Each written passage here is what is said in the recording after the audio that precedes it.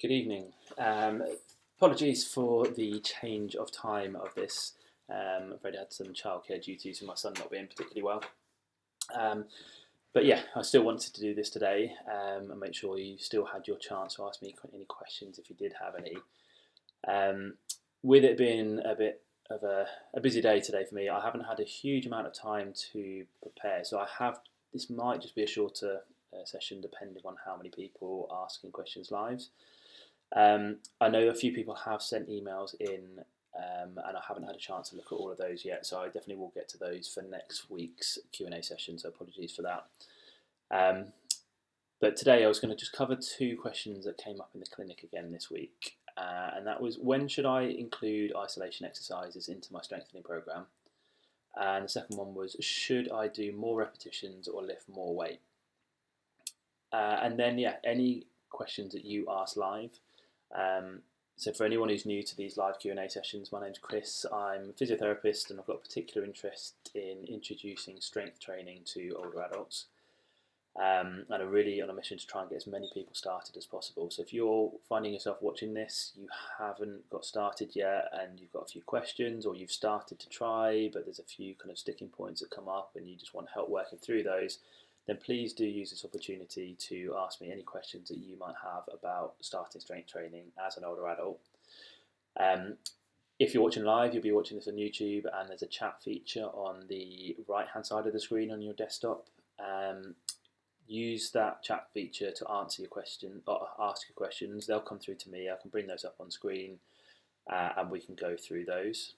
You might well be watching this as a replay, in which case just use the comments feature underneath the video, and again I will check those back in the week and I'll be able to answer those in next week's session or a future week session if I don't get them today.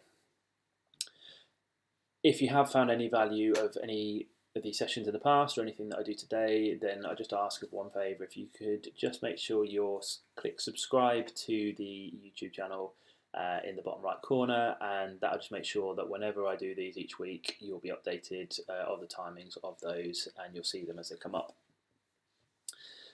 But yes, for now, the first question I wanted to go through was, when should I include isolation exercises into my strengthening program? Now, this came off the back of a patient coming in to see me who was experiencing knee pain, fairly experienced sort of in the gym in terms of the exercises, wasn't always 100% sure on what number of repetitions and sets to do, and I'm going to talk a little bit more about that in the next question. But yeah, he was asking me about functional movement patterns or compound lifts versus isolation, and he felt like he might need an isolation one for his knee, but he wasn't sure. And I just thought, I told him what I thought, but I thought I'd share that here as well because there might be a few people with the same question. So anyone who's seen any of these or has gone through the ebook or my online course, you'll know that I tend to favour functional movement patterns rather than isolation exercises. And the reason for that is when you're just getting started, the idea of going to the gym for a long amount of time is quite daunting, and you kind of almost want to keep it short to make it not seem like such a challenge to get to the gym. If you only know you're going for 20 or 30 minutes, you're more likely to turn up than if you're scheduling an hour. So these functional movement patterns, so they're things like squatting, where it's replicating standing up and sitting down. There's hip hinge, a bit like a deadlift, where you're trying to pick a weight up from the floor. There's a lunge. There's push exercises where you're pushing things away from you, pull where you're pulling towards you, rotation of the body where you might be pulling against the resistance of a band, and then there's carrying things. So you might be using carrying a weight whilst walking, which is similar to when you're carrying a suitcase, or you might be pushing a full wheelbarrow. Now, the advantage of these functional movement patterns or compound lifts is you're using multiple muscle groups at the same time to perform that movement, and it is the movement that you're trying to target rather than an isolated muscle. Whereas the opposite is these isolated exercises, so your isolation exercises where you're trying to isolate one particular muscle and just trying to get that muscle stronger. Now, the reason I tend to focus on the functional movement patterns is because if you did a whole workout of isolation exercises, to target a good proportion of your body, you're going to have to do loads of different exercises, and that's going to really fill up your time in the gym. Whereas if you pick the functional movement patterns, you can cover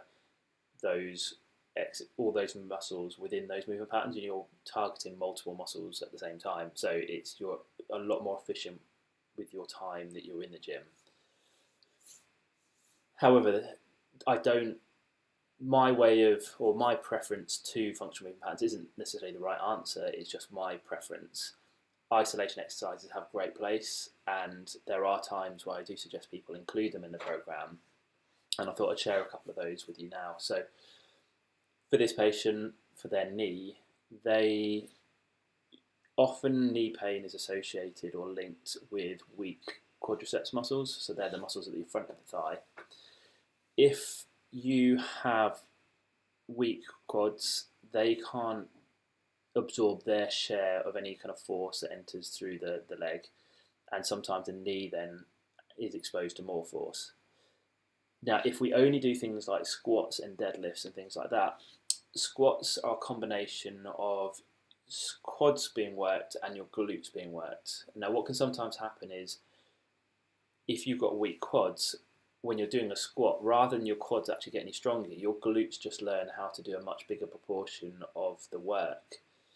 So they just get stronger, your quads get left behind, and there are certain movements that you're going to do. And for this patient, they play five-a-side football, so there's a lot where you're moving forward to momentum, plant your foot, and then try and push backwards and decelerate, and then change direction. That tends to happen in a position where your glutes can't really help, and it is all reliant on the quads.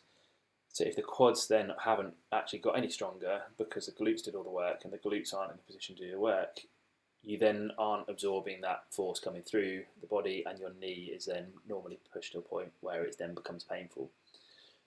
So that's where some kind of isolation exercise using, for example, it might be a knee extension machine. So that's when you're seated and then you have a pad in front of you and you push the pad up with the legs, and because it's a kicking motion, your glutes can't really help you with that. So this is all just the quads.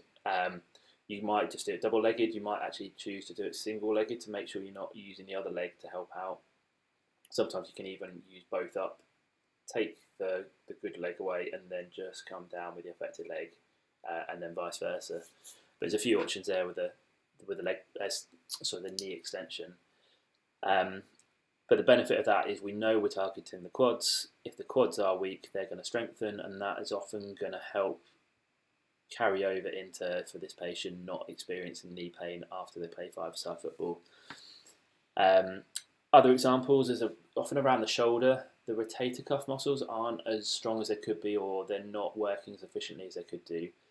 And actually putting in some isolated rotator cuff exercises, so you might be on your back holding a weight here and then rotating through. You can do ones where you're kind of on your side, lifting a weight up to the side, or you could use a cable machine or resistance band. Various ideas of exercises, and you can just Google rotator cuff exercises if you have shoulder pain. But just doing some kind of bench press or shoulder press might not be enough to get the shoulder to calm down. You might need to add in those isolated exercises there. Another example around the hip, you might want to add in some abduction exercises, so that's outward movement of the hip to the side. Because again, a lot of the squats and deadlifts and lunges work in this kind of straight line. They don't work out to the side, or they don't use any rotation. So something like hip abduction against resistance of a band is good, or clam exercise. And if you don't know any of these, you can just Google these exercises. But you can put a clam with a band around your knee, so you're now kind of rotating the hip out with the resistance of the band. And again, as long as you're getting the intensity right, you're going to be building strength in those muscles that support the hip, and that then may well carry over to help in combination with your squats and your deadlifts to reducing the hip pain that you're getting there. So if you've got a painful joint, that is one reason for including isolation exercises into your strengthening program. The other is more for kind of aesthetics, really. If you want bigger bicep muscles, and there's lots of people that, although I sort of preach towards trying to think about how you can be stronger so that you can do more outside of the gym and enjoy an active lifestyle. There are many people that still, despite wanting that, they also want to look better. And you might find that actually you've always wanted bigger arms, in which case using a dumbbell and doing bicep curls or some variation of a bicep curl will help build your arms. You might want to do sort of lateral raises where you're just working the deltoids. Again, that will help for the shoulders. Same for the legs. You might want just bigger quads because you like the idea of having bigger thighs. Then again, that's in the extension. So yeah, that's the other one where I'd say it all comes back to what your goals are. If there's an element of strength in there, then compound lifts are probably going to be better. But if you want some aesthetic reasons or to bulk up in any areas, then again, isolation exercises can be really useful there. So again, if anyone is watching that live and has any kind of favourite exercise or any reasons why they add the isolation exercises in, I'd love to know. So do comment below with that. Once again, for anyone who wasn't watching at the start, if you do have any questions that you want answered, then please take the opportunity and use the live chat feature to ask me any questions that you have. But for now, I'll go on to the second and last question that I've got prepared. And this is one I heard in the clinic actually twice this week, and I had an email last week of a similar question, and it's one I hear all the time. So it's one I have answered before, but I'm going to answer it again because of how often I do get asked it. Is, should I do more repetitions or should I lift more weight? So when you're doing a strengthening program and you're in the gym and you're trying to do exercise with the goal of building muscle strength as the outcome so that you can have more strength to do more activities, a lot of people are nervous about getting started at the start, and they pick some exercises, they start to do a little bit with some weight, and they start to get this idea of pushing to muscular fatigue where they can't do any more. But because they've already stepped out of their safe space, and that was daunting enough, they've now got to a point where they might have been doing 15 repetitions with, 10 kilograms for a shoulder press. I'm just making these numbers up. And initially, the 15th was almost the last one they could manage, which means that's where you really build the strength in those last few repetitions. If you get, after a few weeks, month or so, have got confident with that and you're starting to get used to it, if you ask yourself towards the end of your set of 15 repetitions, how many more do I think I could have done? And if it used to be at the start 0, 1, 2 repetitions more, then that's spot on. That's where you're going to be close to building that strength. If, as you've actually got stronger, you haven't realised that you probably could have done 5, 6, 7 more after a month, and if you're then just stopping at this arbitrary figure of 15, you're not really going to be getting strength as a result of the exercise anymore. So a lot of people are worried that by increasing the weight and sort of making that change, they might give themselves an injury, and they'd rather stay safe, so they stick with that 10 kilograms. And then rather than do 15 repetitions, they're now trying to do 20 repetitions. And as that gets easier, they try and do 25. And whilst any movement's a good movement, in terms of building muscle strength, we really do need to try and hit that muscular fatigue within 15 repetitions of an exercise. So what we want to do is try and actually, rather than increase the number of repetitions that you do, we want to try and increase the weight that you do those repetitions with. So for this kind of fictional person, we're going to maybe use a 12 kilo dumbbell or a pair of 12 kilo dumbbells for that, and see where you reach muscular fatigue. And if you can get that from now where it would have been sort of 20 back to 15, that's great. And then actually, if we want to build strength, 15 is kind of the maximum we should be aiming to hit fatigue at. But if we can get it closer to 5 repetitions, that's where you're really going to get a lot more strength from your workouts. But you're going to need a lot more weight to reach muscular fatigue at 5. So you don't want to jump straight into that.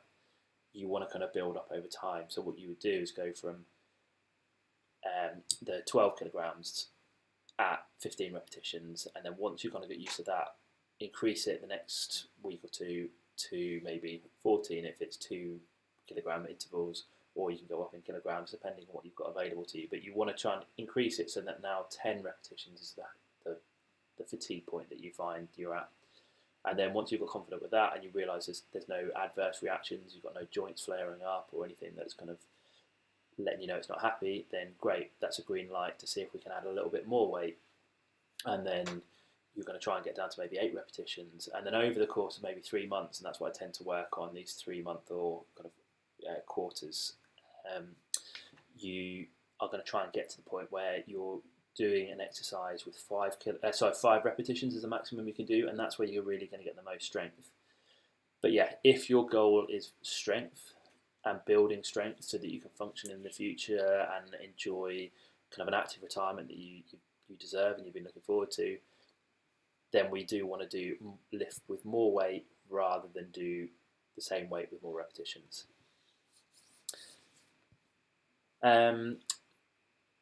So yeah, I hope that makes sense. If there's any follow-on questions from that, please do let me know.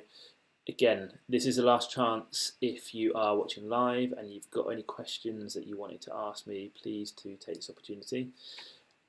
Whilst I'm just waiting to see if any questions do come in, I just got one thing that I just wanted to show you if you've not seen it before, is that I've got a completely free ebook that you can download, and it helps guide you through starting a 12-week strengthening program, but it helps you design it yourself around your goals, your current restrictions and ability levels, and it gives you a bit of template to put together a program. It gives you variations of exercises to add in, and then you can work through that in kind of in your own time. But yeah, if you're interested in that, it's nevertoiltolift.com/start-here.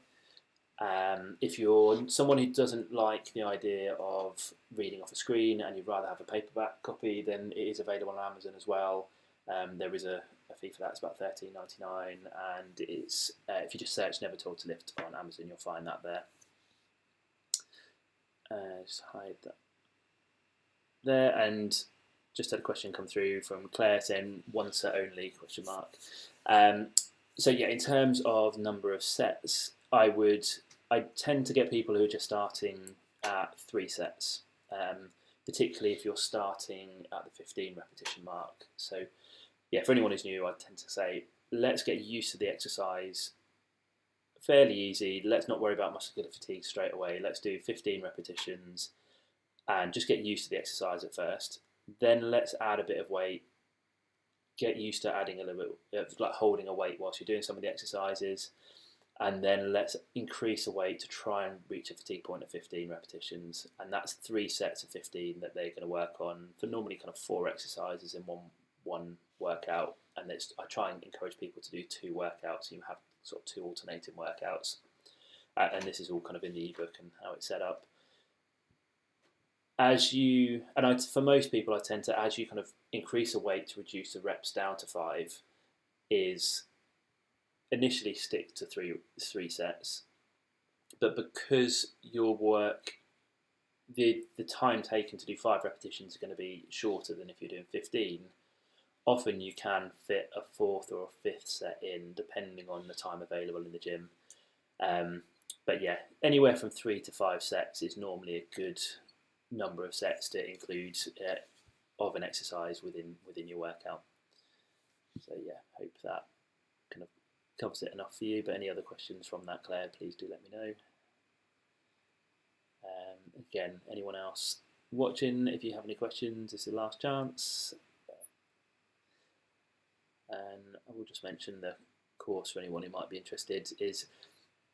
There is a slightly more interactive way of going through all that theory with weekly access to me via group Zoom calls to kind of work through any sticking points or any questions that you have. That might be of interest. So it's nevertoiltolift.com/course.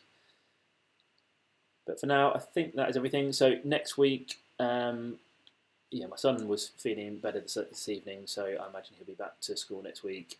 So be back to the usual time of Wednesday at 12 o'clock at lunchtime. So again, I know not everyone's available then. So if you know you're you have a question and you're watching this as a replay and you're not going to be able to make it live on Wednesday at lunchtime, then please do either comment below with a question for a future week, or if you'd rather not kind of have your name around on the comments or anywhere there, then the other option is just send me an email. So it's chris@nevertooldtolift.com. So chris@nevertooldtolift.com. And you can send me your questions there, and I'll keep them anonymous as I bring them up on next week. But for now, thanks for watching. And like I say, if you have had any value from this, please do click the thumbs up button and just make sure you're subscribed. And you'll find out about next week's, or be informed when next week's is about to start. Good. Well, I hope you have a good week, and I'll see you on Wednesday.